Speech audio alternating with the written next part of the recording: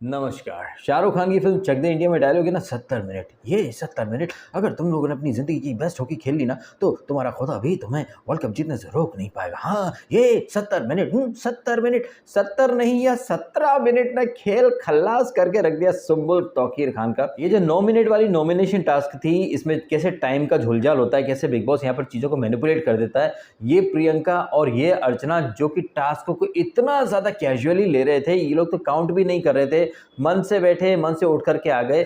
लेकिन इसके बावजूद इनकी झंडली जीत जाती है थैंक्स टू शालीन, जिसने 7 मिनट और 27 सेकंड लिए। लेकिन इस पूरी टास्क में जो बंदा 9 मिनट के सबसे पास में था ना, वो था शिव ठाकरे, 9 मिनट और 50 सेकंड। और उसके बाद आता है एमसी स्टैन जो कि 10 मिनट 10 सेकंड, जो कि 9 मिनट से 1 मिनट और 10 सेकंड आगे था। इसके बावजूद ये लोग हार जाते हैं। All thanks to Sumbul the Tauqeer the Khan, जो कि 9 मिनट वाली टास्क में तकरीबन 9 मिनट का डबल ले लेती है। 17 मिनट यार, कैन यू बिलीव दिस। हालांकि जो हमने प्रोमो देखा ना कल के एपिसोड का, जहां पर सुम्बुल कह रही कि यार, उन्होंने कहा कि आप वॉक करके दिखाओ, तो शिव एक्सप्रेशन दे रहा है शॉकिंग वाले की, है तू वहां पर चली थी क्या?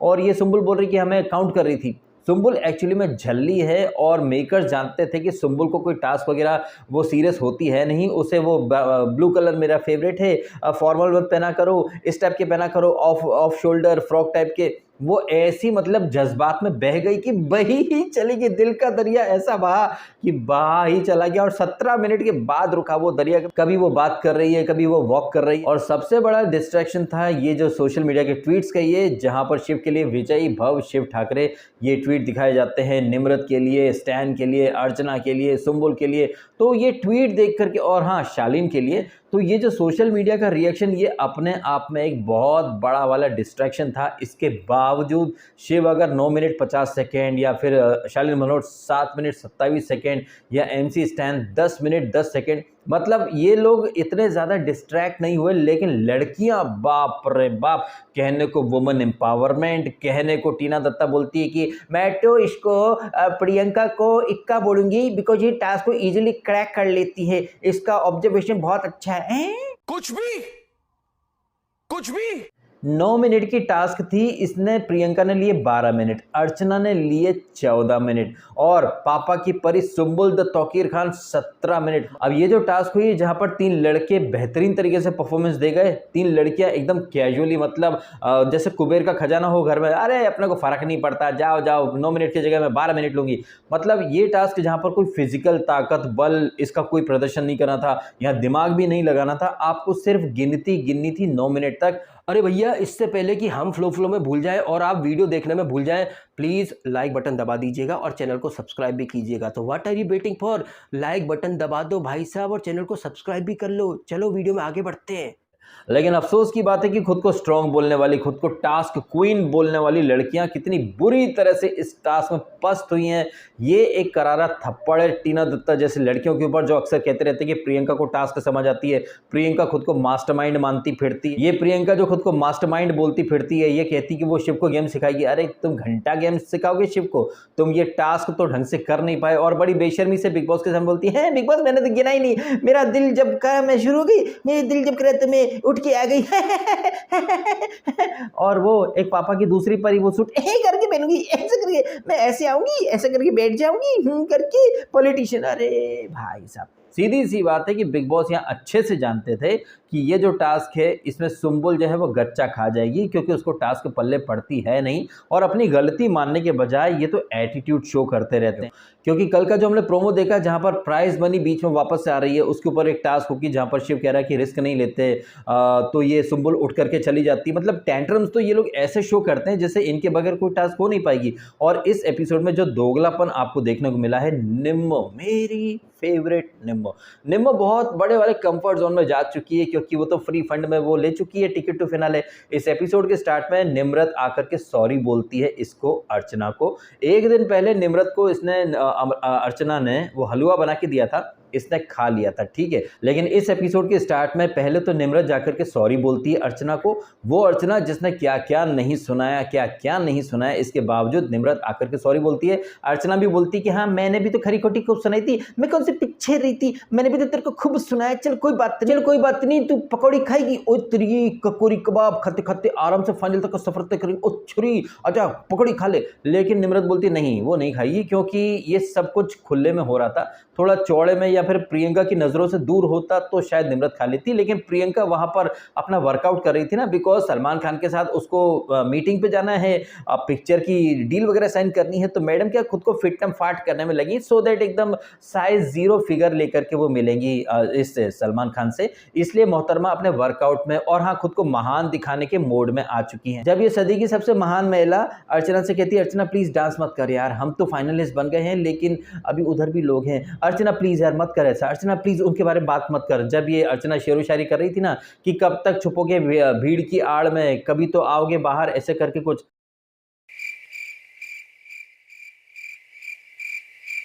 आई थिंक अर्चना यहाँ पर जो शेर या शायरी कर रही थी वो रियल लाइफ में कुछ ऐसी है कि कब तक छुपोगे पर्दे की आड़ में, कभी तो आओगे भिंडी बाजार में, if I am not wrong, शायद यही ऐसी ही एक शेर व शायरी है। खैर यहाँ पर ये जो एपिसोड की स्टार्ट में हमने देखा था निम्रत और अर्चना का भरत मिलाप, इसके ऊपर जब शिव और स्टैन अपनी कमेंट्री करते हैं तो भैया इन लड़कियों को बुरा लग जाता है। लेकिन क्या यहाँ पर शिव और स्टैन का कहना गलत था, बात करना गलत था? क्योंकि अर्चना ने जिस तरह से कल तांडव करा था उसके ऊपर स्टैन और शिव ने भी अपने रिएक्शन दिए थे। लेकिन ये निम्रत जो कि कह रही थी, अरे वो आई थी मेरे पास वो पकौड़ी लेकर के, मैं थोड़ी ना गई थी, मैंने थोड़ी खाया था। अच्छा तुम गई थी उसको सॉरी बोलने, कल रात को वो तुम्हारे लिए हलवा लेकर गई थी, देख निम्मो तू फाइनलिस्ट बन गई है, मैंने प्रसाद बनाया, बनाना तो है नहीं मेरे को, ले तू खा ले, एक चम्मच मेरे हाथ से खा ले। तुमने खाया था, तुम 2 कश्तियों की सवारी कर रही हो निम्रत, और जस्ट बिकॉज कि तुम अब फाइनलिस्ट बन चुकी हो तो तुम बहुत ही सेफ खेल रही हो, तुम कंफर्ट जोन में जा चुकी हो, तुम किसी के साथ अपना रिश्ता खराब नहीं करना चाहती हो। एक्चुअली में ये सुम्बुल कहिए और निम्रत कहिए, ये दोनों ही क्या है ना अब अलग ही तेवर दिखाने लग गए हैं, बहुत नेक्स्ट लेवल वाला ये वुमन कार्ड दोनों लड़कियां खेल रही हैं। और शिव और स्टैन के लिए जब पिछले सीजन में मेरी थंबनेल थी कि जैसे कि वो विशाल कोटिन बोल रहा था कि हम भी पहले गए थे तुम भी पहले जाओगे, मुझे ऐसा लग रहा है कि इस साल की थंबनेल में विशाल कोटियान और करण कुंद्रा को मैं खड़ा करूंगा और सामने रखूंगा शिव को और स्टैन को, और नीचे रख दूंगा इसको निम्रत को और सुम्बुल को, और इस पूरी थंबनेल में विशाल कोटियान और करण कुंद्रा शिव और स्टैन को कह रहे होंगे कि भैया हम भी पहले गए थे, तुम भी पहले जाओ। एनीवे ये पिलाई समारोह जब होगा तब होगा, फिलहाल इस एपिसोड की बात कर लेते हैं। तो ये अर्चना निम्रत का टॉपिक दूध है नहीं है, चाय बनाना ये नहीं, ये सारी बातें चलती रहती हैं। वहीं बिग बॉस अनाउंस कर देते हैं ये टास्क 9 मिनट वाली नॉमिनेशन टास्क, जहां पर 9 मिनट तक आपको वहां बैठना है, सामने वो कैन या खाल क्या नाम था उसका डिजाइनर जो कि कपड़ों के बारे में बात करेगा, सोशल मीडिया के रिएक्शंस आपको बताएगा। अब आप कितने फोकस्ड हैं अपनी काउंटिंग के ऊपर, ये आपकी परीक्षा का समय था, जहां पर शिव कहिए, शालीन कहिए और एमसी स्टैन अपना फोकस, अपना कंसंट्रेशन बरकरार रखते हैं। सुम्बुल द पापा की परी तो बाप रे 17 मिनट तक पहुंच जाती है, और सुम्बुल से पीछे रहती सदी की सबसे महान नेता उर्फ अर्चना गौतम, जो कि इस एपिसोड में इससे प्रियंका से कह रही थी कि यार एक लड़का आईएएस बनना चाहता है, दूसरा नहीं बनना चाहता है, उसको मार मार के तुम आईएएस बनाना चाहते हो, वो क्या बन पाएगा? ये चीज़ या ये बात वो कह रही थी स्टैन के बारे में कि भाई वो बंदा रहना नहीं चाहता था, तुम ज़बरदस्ती उसको ले आए। I wish and I hope to see कि अर्चना ऐसी ही बातें उनकी पार्टी के मुखिया के बारे में भी कर सके, अगर अर्चना वाकई में दबंग है तो, क्योंकि उनकी पार्टी का जो मुखिया है वो कतई पॉलिटिशियन नहीं है, उसकी पार्टी वाले ज़बरदस्ती उससे पूरा भारत नपवाए जा रहे हैं, ज़बरदस्ती में उसे पॉलिटिशियन बनाए जा रहे हैं। तो अर्चना जो यहाँ इतनी बड़ी बड़ी बातें कर रही थी, क्या वो अपनी पार्टी के मुखिया के बारे में ऐसा बोल पाएगी कि ज़बरदस्ती में उसे राजनीति में घुसेड़ लाए? खैर, अर्चना के बाद तीसरे नंबर पर आती 12 मिनट वाली सदी की सबसे महान टास्क प्लेयर, सदी की सबसे बेस्ट प्लेयर, जो कि टास्क को ईजिली क्रैक कर लेती है। अच्छा, टास्क को ईजिली क्रैक करने से एक बात मैं आपके साथ शेयर करता हूँ। कल जो एपिसोड आया था जहां पर निम्रत को फ्री फंड में ये टिकट टू फिनाले मिल गया था, वहां पर अर्चना ने कहा था कि पूरी टास्क तो निम्रत के हिसाब से प्लान की गई है, टास्क का एंड रिजल्ट जरूर इस बात को साबित कर देता है कि हाँ ये टास्क निम्रत के लिए ही डिजाइन की गई थी। लेकिन क्या वाकई में ऐसा था? अगर आप थोड़ा सा दिमाग लगाएं तो आप महसूस करेंगे कि निम्रत के पास प्रियंका की बैटरी थी, एज ऑलवेज की तरह निम्रत ने तो प्रियंका को बाहर कर दिया था।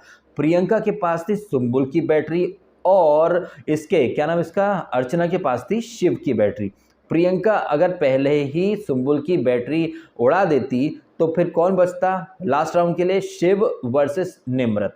अब वहां पर MC स्टैन भी था, तो MC स्टैन खुद जाता इसकी निम्रत की उड़ाने या अर्चना जाती शिव की बैटरी उड़ाने। ये चीज़ यहाँ पर काफ़ी ज़्यादा इंटरेस्टिंग हो सकती थी। जैसा कि बिग बॉस ने खुद कहा था कि टास्क तो हम सबके लिए समान रूप से ही प्लान करते हैं, अगर आप में बुद्धि हो तो आप टास्क को जीत करके दिखा दो या फिर अपने हिसाब से खेल करके दिखा दो। लेकिन अर्चना कहिए और प्रियंका कहिए, ये जितना फोकस दूसरों को नीचे दिखाने में या चीर दूंगी फाड़ दूंगी या बिग बॉस ये तो वैसा है ये तो ऐसा हो गया, मतलब जितना फोकस ये दूसरी चीज़ों में लगाते ना, अगर उसका 10% भी ये लोग टास्क में लगा लेते तो क्या पता यहाँ पर निम्रत की जगह शायद शिव ठाकरे बैठा होता टिकट फिनाले में, क्योंकि MC स्टैन की टॉप प्रायोरिटी पर हमेशा शिव ठाकरे रहता है, निम्रत उसके लिए टॉप प्रायोरिटी पर नहीं आती। इतनी सी बात अगर प्रियंका और अर्चना को समझ में आ जाती तो बात अलग ही होती। अब यहाँ पर शिव के ऊपर भी आप ब्लेम कर सकते हैं कि भैया उसने कभी अपने लिए इनिशिएटिव क्यों नहीं लिया। यहाँ पर आपको एक चीज़ बिल्कुल नहीं भूलनी चाहिए मिलॉर्ड कि कल के एपिसोड में जो स्टार्ट हुई थी वो निम्रत और अर्चना की फाइट से हुई थी, और हमने हमेशा देखा कि मंडली वाले अपने दोस्त का स्टैंड लेते हैं।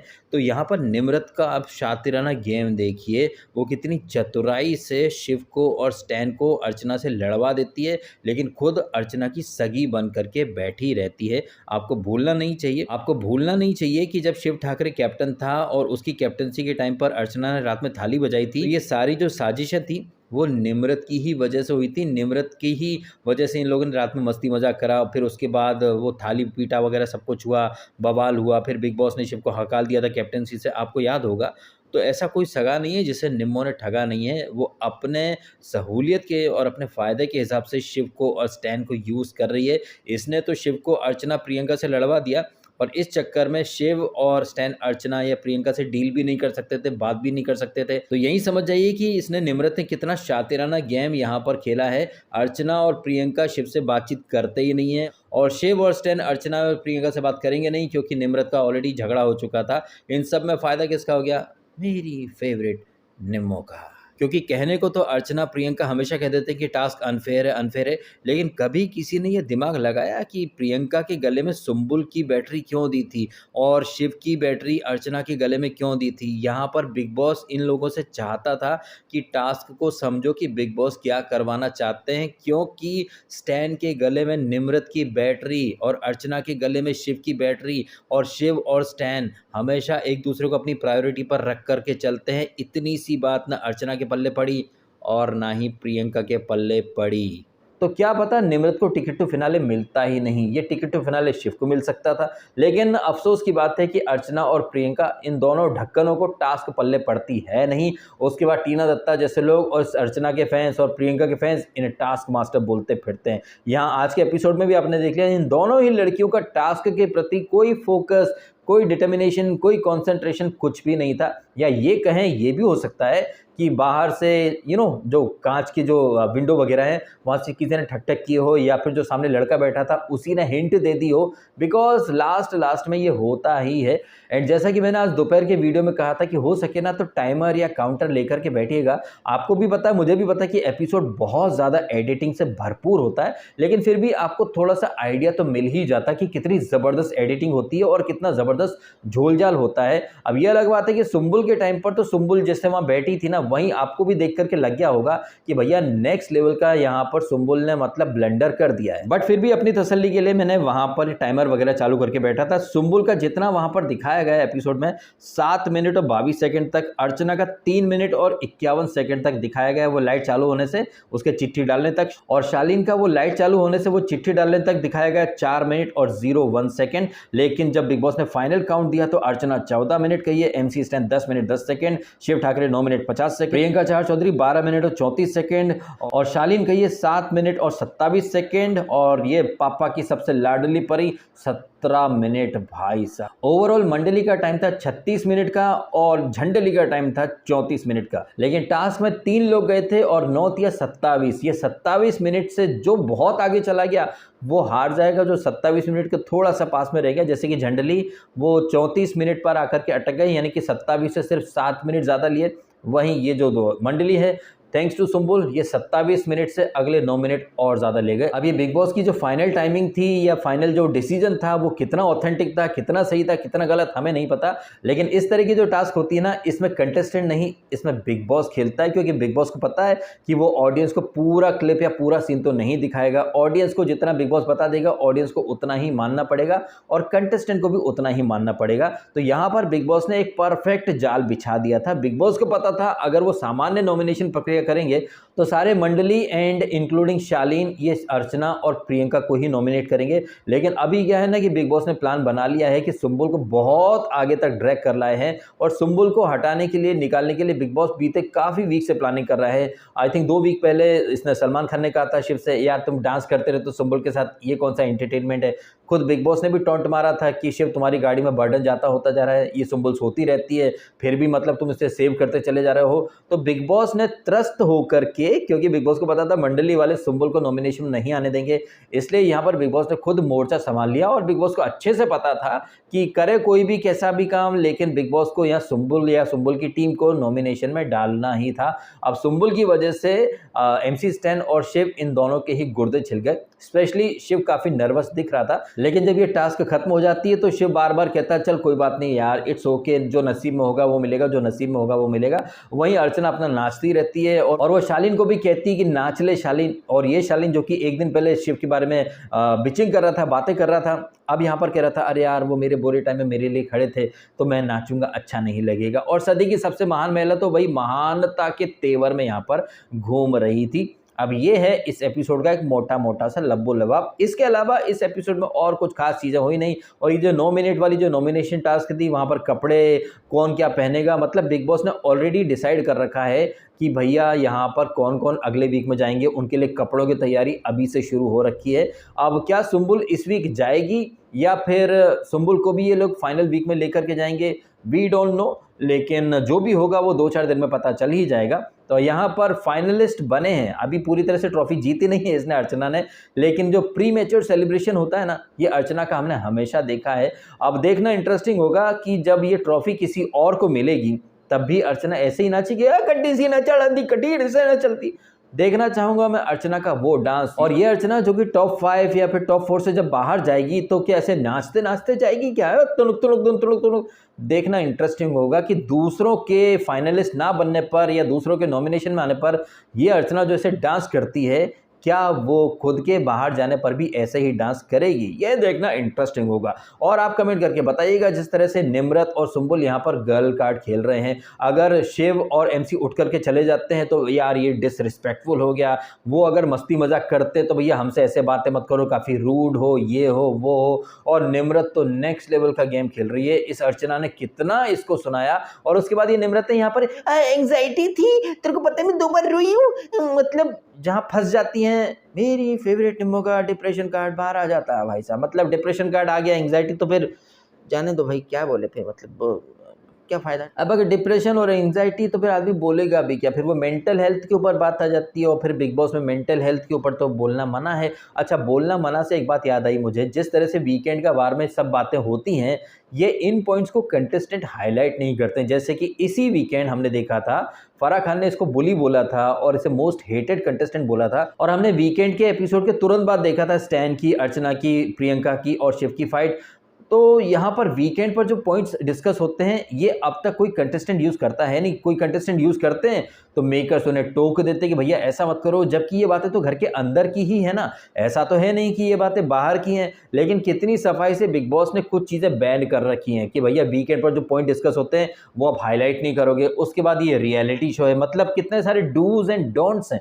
एक रियलिटी शो में तो सब कुछ रियल या ऑर्गेनिक होना चाहिए, एकदम रॉ होना चाहिए, नेचुरल होना चाहिए, लेकिन इतने डूज हैं, इतने डोंट्स हैं, ये करना है, वो नहीं करना है, ये बात नहीं करनी है, वो बात नहीं करनी है। तो भाई रियल क्या रहा, कुछ भी रियल नहीं रहा। जब आपके 1760 बंधन हैं, रिस्ट्रिक्शंस हैं, दैट मीन्स ये एक रिस्ट्रिक्टेड शो है, it's not a reality show any more. अब आप कमेंट करके बताइएगा आपके ओपिनियन इन सारी बातों के बारे में। जिस तरह से सुम्बुल के ब्लेंडर की वजह से मंडली जो है वो नॉमिनेशन में आ गई और मंडली में से कोई भी बाहर गया नहीं है, सिर्फ नॉमिनेट हुए हैं। इसी बात से ये अर्चना नाचने लग गई, कूदने लग गई। दैट शोज कि वो कितनी इनसिक्योर है। और मजे की बात यह है कि अर्चना और प्रियंका इन दोनों ने ही अपनी टास्क में कोई एफर्ट ही नहीं लिए। और इससे भी बड़ी मजे की बात यह है कि अर्चना और प्रियंका के फैन कह रहे हैं कि निम्रत जो है वो खैराती फाइनलिस्ट बन चुकी है। लेकिन क्या अर्चना और प्रियंका के फैन आज खुल करके बोल पाएंगे कि जो फाइनलिस्ट बनने का जो टैग मिला है ना इसको, अर्चना को, प्रियंका को, ये भी खैरात में ही मिला है, इन्होंने अर्न नहीं किया है। इनकी टीम की तरफ से सबसे उम्दा परफॉर्मेंस तो